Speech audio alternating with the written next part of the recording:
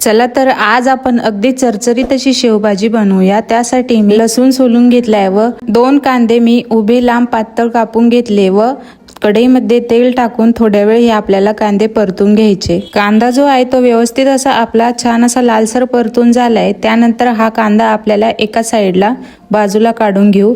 त्यानंतर त्याच कढईमध्ये आपण दोन टोमॅटो जाडसर असे कापून घेतले व त्याच कढईमध्ये थोडंसं तेल टाकून त्यामध्ये हे टोमॅटो टाकून दिले व लसूण जो सोललेला होता तो सुद्धा यामध्ये आपण टाकून द्यायचा व थोड्या वेळ आपल्याला छान असं लालसर होईपर्यंत टोमॅटो व लसूण जे आहे ते व्यवस्थित असं परतून घ्यायचं। इथे टोमॅटो व लसूण जे आहे ते व्यवस्थित असं परतून झाले। त्यानंतर 2-3 चमचे इतकं आपल्याला खोबरं जे आहे ते व्यवस्थित असं किसून घ्यायचंय बारीक किसणीने व खोबरं जे आहे ते सुद्धा या टोमॅटो मध्ये टाकून द्यायचं व थोड्या वेळ परतून घ्यायचं।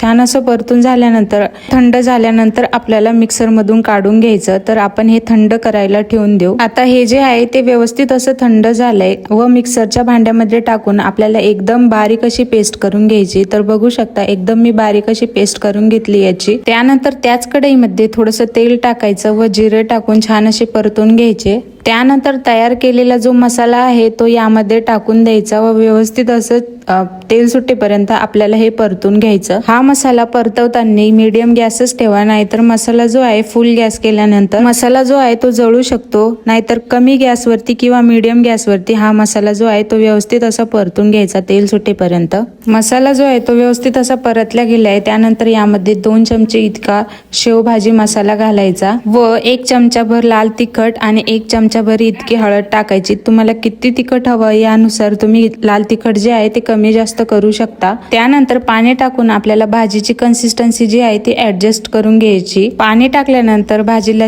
10 ते 15 मिनिटं व्यवस्थित असं उकळून घ्यायचं, जेणेकरून भाजीची चव जी आहे ती छान लागते व 10 ते 15 मिनिटांनंतर व्यवस्थित अशी भाजी उकळल्यानंतर यामध्ये आपल्याला शेव टाकून द्यायची आणि गॅस जो आहे तो बंद करून द्यायचा। जर गॅस फुल ठेवला चालू ठेवला तर शेवचा जो आहे तो गाळा पण होऊ शकतो। तर पूर्ण भाजी उकळून घ्यायची मग नंतरच शेव टाकायची।